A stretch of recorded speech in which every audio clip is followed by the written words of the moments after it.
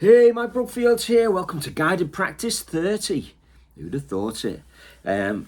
Quick thank you to everybody who's been supporting via Patreon. Much valued. Thank you very much. And everybody who's gone there, downloaded these tabs so you can play along. We'll do a couple of things today, actually, because this is a part two. Part two has never really, kind of hit the same numbers of any part one. So I'm going to go through the rest of the Old Love solo. I'll put a timestamp in it so you don't have to listen to me talk if you don't want. And then the first part of the video, I'm actually just going to talk about why I teach Eric Clapton solos. Because it's something I've never really talked about. And obviously it's just a massive percentage of what goes on here, you know. It's everything kind of, that's the focal point, and everything kind of revolves around that, doesn't it? But so we'll do those two things today. So if you haven't, if you want to play along, you know, that's what we're doing today. We're going to do another page of Old Love live. Somebody corrected me because it's the Clapton live, Hyde Park, Old Love. Now it was released in 97, but it was actually, the performance was 96. So that's where the confusion in there. So you'll see me say 97 just because I don't want to say 96 on one and 97 on another, so I'm just keeping it at 97, but just be aware that it was actually recorded in 96 and it was just released in 97. So download that tab PDF at Patreon, and then you can kind of play along. So we're going to go through another page of that, some ripping stuff, because on the last one it's all of that cool simmering stuff, and then this is where he starts to turn up the heat, isn't it, you know?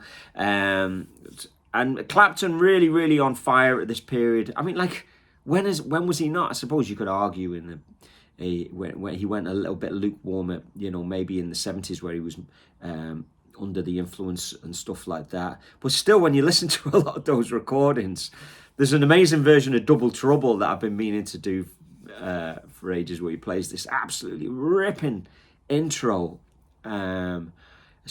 So even that me trying to find a negative, it doesn't really work, because obviously when you take Just One Night as well, that live album, what an amazing album that is. Some great albums in the 70s. So what do I know? What I do know is why I teach Eric Clapton material a lot, and I think from a teacher's point of view, this is my main kind of point, is that you can be teaching jazz and you can be teaching metal and shredding and you can be teaching kind of classical things, but in a practical sense, the Eric Clapton style is so transferable into lots of genres. If you think of all the different genres that he's been involved in, he's pretty much stayed true to his style in that kind of like Three Kings influenced kind of electric blues and acoustic blues, obviously. But when he plays, you know, on I Shot the Sheriff, he's just being Eric Clapton, but it's a reggae thing. It transfers into so many different genres, and it's kind of a musical aesthetic which is very, very appealing. So whether you're playing in a wedding band, if you're playing in Bon Jovi, if you're playing in like a country band but you haven't got country chops, but you can still play kind of emotive, feel good major minor blues, then you're always going to work. And essentially that's what I've traded off for a long time now. But I do practice and play a lot of jazz, but that's much harder to actually use that currency in the real world, because when you're learning arpeggios and you're learning to superimpose kind of chords on top of each other, and using, you know, arpeggios and using tensions and in your chords and in your lines, that doesn't always work that great in a lot of genres. It kind of works in funky capacities, and it works in the jazz genre. And then also on the flip side of that, when you're learning kind of more shreddy heavy metal things, I find I'm not really a shreddy heavy metaler, so this is the reason why I can say that. But I find that very hard to use that in everyday playing as well, because it seems almost kind of like false. It doesn't seem kind of real. to kind of throw lots and lots of notes at something. It kind of gives off the guitar playing ethic that I don't really value too much. I'm going to spout a lot of cliches now, but you want to serve the song, and you want to play emotive, you want to touch people, you want to make the best choices, whether that's playing a lot of notes or just a few notes. But you don't want to be shoehorning in elements that don't belong there. And the Eric Clapton kind of style goes straight down the middle so perfectly that it kind of sits. So if you're playing really heavy rock, you can play, soup up your Clapton. And when you do that, you end up kind of getting into Joe Bonamassa, Gary Moore territory, don't you? And then when you pull it back and you become much more lyrical, you're kind of, and cleaner. You could argue you're getting into, I don't know, I don't know if it's a great example, but maybe Mark Knopfler kind of territory where it's kind of cleaner and it's more theme driven. So, that's a big part of why I teach it, because I know that it's useful.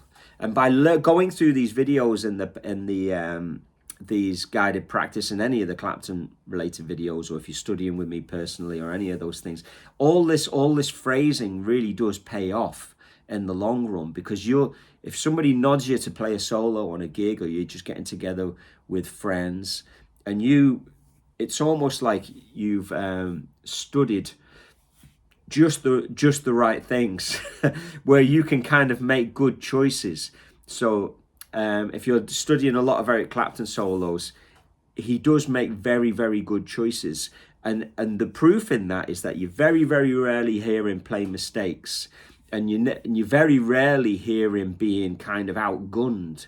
Do you know what I mean? If you think of all the scenarios he's been in over the years, I know there's that famous thing with Hendrix and kind of Clapton, and then he ran off stage and smoked 50 fags or something like that. But we really don't know what that was like, apart from, but hey, we can kind of imagine. You imagine being on stage and then Hendrix, having never seen anything like that before. That must have been pretty mind-blowing. But all the scenarios where he's, with his Crossroads things, jamming with Santana, jamming with, I always think of that one with John Mayall and the Blues Breakers, that kind of in the 2000s where they did that reunion. And I can't remember the name of the guitar player now, but the big chap who was playing guitar with John Mayall at the time plays a ripping solo on something, and then Clapton just, he just pulls it right back. He knows he's going to have to solo after him. It's Buddy Whittington. Buddy Whittington does this, throws the kitchen sink at it, and it's very, very impressive. And while you're watching, you go, geez, that's amazing, And then part of you goes, he's throwing the kitchen sink at this. He's throwing absolutely everything at this. And then Clapton's just waiting. He knows he's going to be up next. And he just plays a really simple theme. And he neutralizes the situation perfectly. Do you know what I mean? He doesn't try and feel the need to compete. So I suppose what I'm saying is, if it can teach you to be cool, you know what I mean? Because rock and roll is, a big part of rock and roll is about being cool, isn't it? Whether it's like Jim Morrison or, David Bowie or Elvis, Eddie Cochran, Buddy Holly, these guys were cool, weren't they? And it's the same with guitar playing. Sometimes it ventures into the fields of uncool just by the being excited. I think, excited because maybe you've genetically just got amazing facilities and it's hard to hold that back. Or maybe you're just uncool. So let's all learn to be cool. I just thought I'd kind of make this a good, fun, talky video there. I'm going to get into the lesson part now. But anyway, I know you can add to this. You know what I mean? I know you Clapton people can add to this. You didn't say this and you didn't say that. The reason why it's good is this, and but it all comes from the right place. It comes from the heart, and it comes from tradition.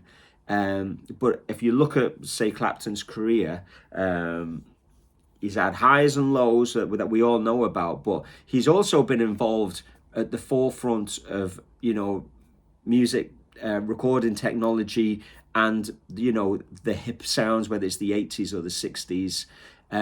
One thing that I haven't talked about too much, but it's a really important point. When he stopped doing all the Marshalls and the Gibsons in the late 60s and went to Strats, and you know, it became song based, you know, was the best move he ever made. And all you hear guitar players say is, I wish he'd stayed playing the loud Marshalls and the Gibsons. But that would have been awful, because he gave us loads of that.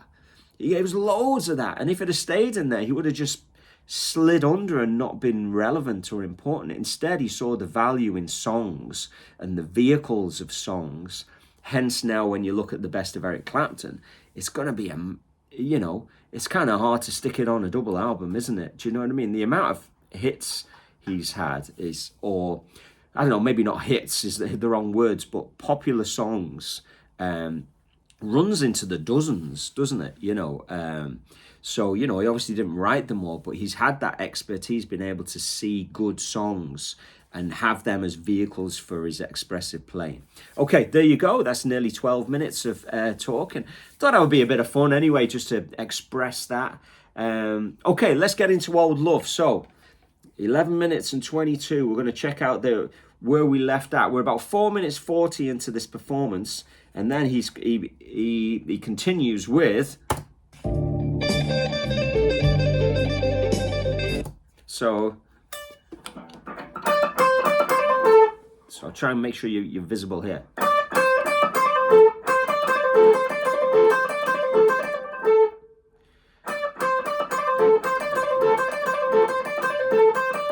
So make sure you have that Patreon download. Let's have a listen to the rest of this. So there's a lot of action going on up here. So lovely transition.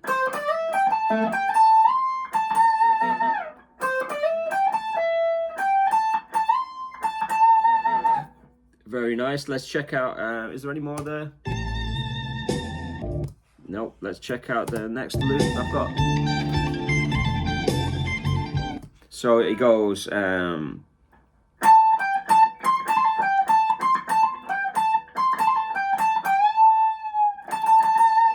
you can have a listen to that.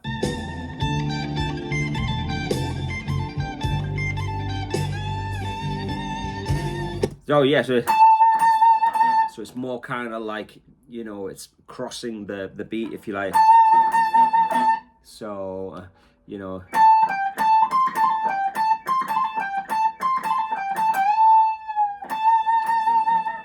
Now I've got this at 80%. It just allows us to get into it a little bit easier. If it kind of goes, if we do it at full speed, it's a bit too frantic. It's not easy to teach or to learn from your perspective. So, and then we've got this. So, you know, you could use that in so many different scenarios.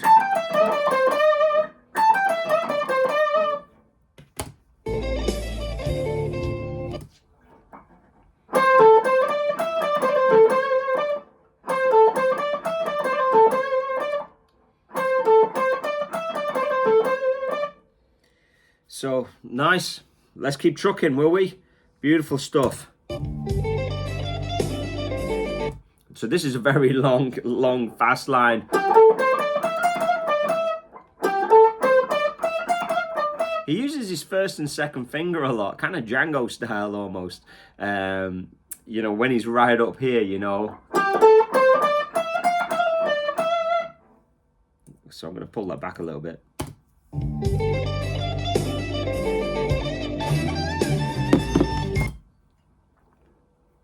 So there's a kind of more of an explosiveness to that, which I wasn't doing when I was doing it a second ago. There's almost a ramping up of the speed, which is nice, isn't it? So it doesn't sound so straight as when you hear kind of almost very practiced kind of jazzers. They play rhythmically very precise.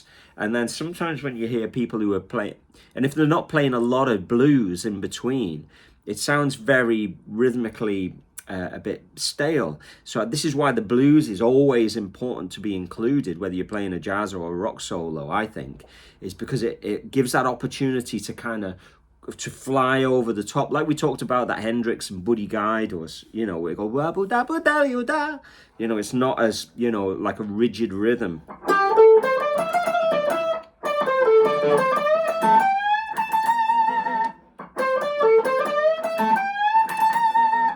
Let's go back and listen.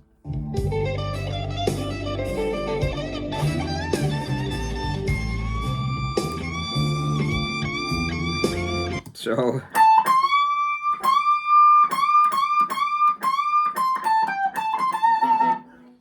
let's go back and listen to all of those. This is a particularly high point, I think, in the solo.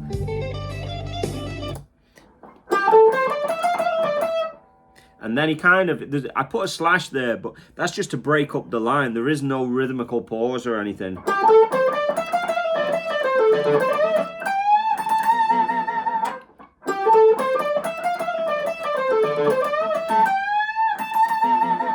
And then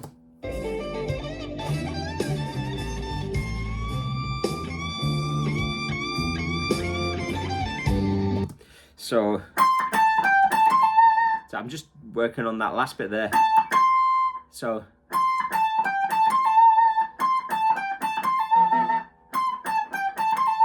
and he does one of them. So 1, 2, 3, 4. I'm gonna put a little slash in there so you can see there's 2 big bends, and then he just like 4, and then he plays a line. So 1, 2, 3, 4. Lovely. Next.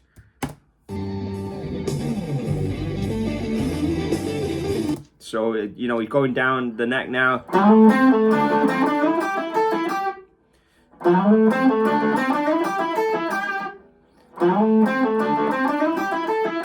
Really like that. I'm going to go back.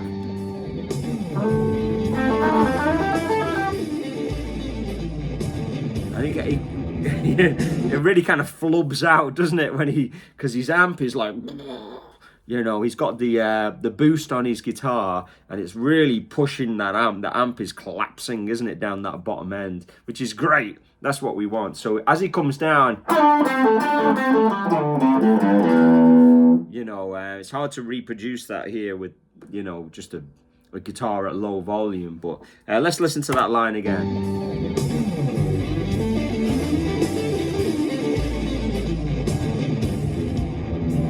So that bit.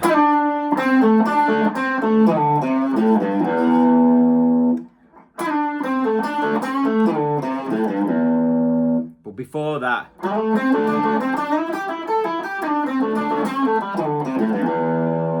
And then it's just kind of like, isn't it? Okay, cool. Does that go any further? No, let's go for the next part. So now he's gone back up again.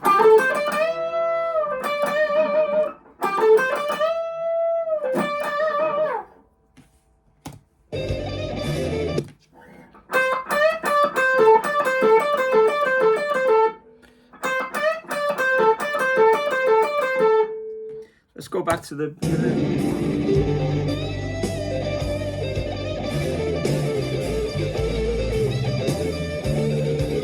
so it kind of gets a bit hard to hear what he's doing because he's doing these double stops. So, but the first part.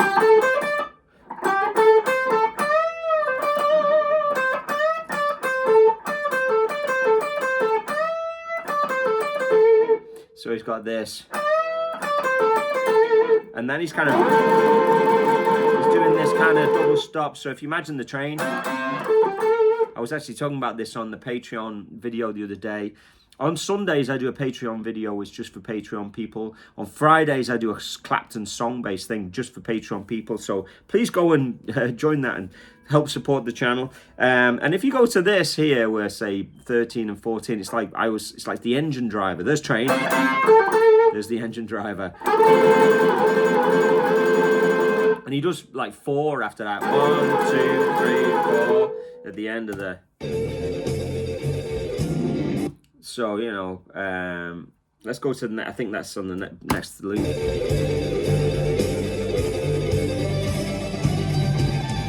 Yeah, so it's like,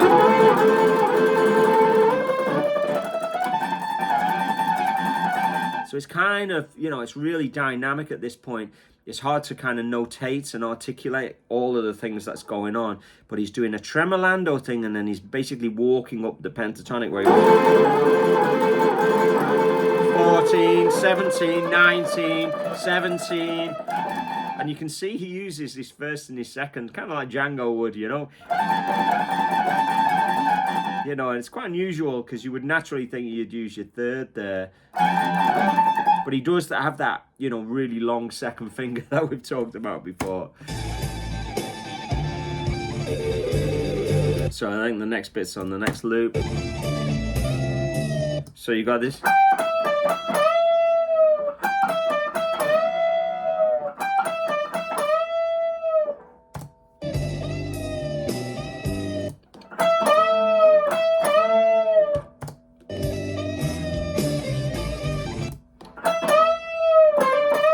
So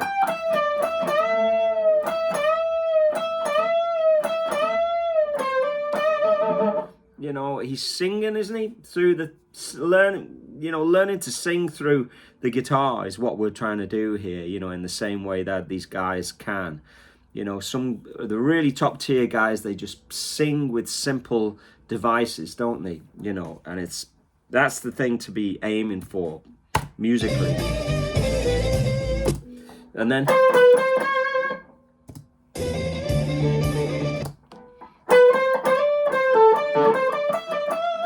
so let's go listen back to that again.